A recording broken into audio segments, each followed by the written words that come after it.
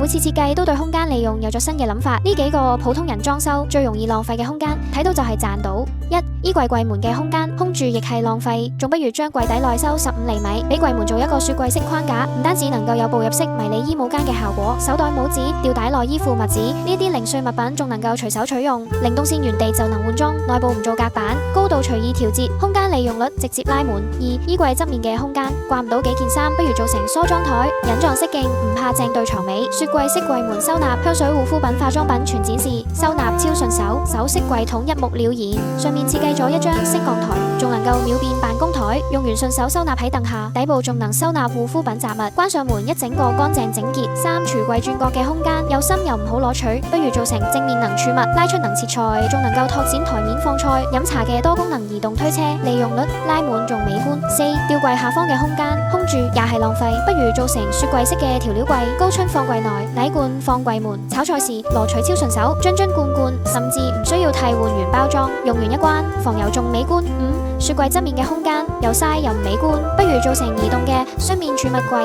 內嵌洞洞板，一邊存放常用鍋具，一邊存放鍋鏟、雜糧、香料、米麵、糧油，攞取順手。六、台面下方嘅空間只需要8厘米嘅高度就能做一個升降操作台，放喺飄窗上面就有咗放腿嘅空間，放喺梳妝台下秒變辦公台，放餐邊櫃下就能夠使用更大嘅家電。七、飄窗嘅空間最後都淪為雜物堆，不如直接放上伸縮床架，拉出秒變大床，鋪上床褥，能坐能躺，仲能當梳化，底下仲能做3個櫃桶，紙巾、囤貨公仔、家居雜物全都能裝下，唔使時收返去，亦都完全唔佔空間嘅。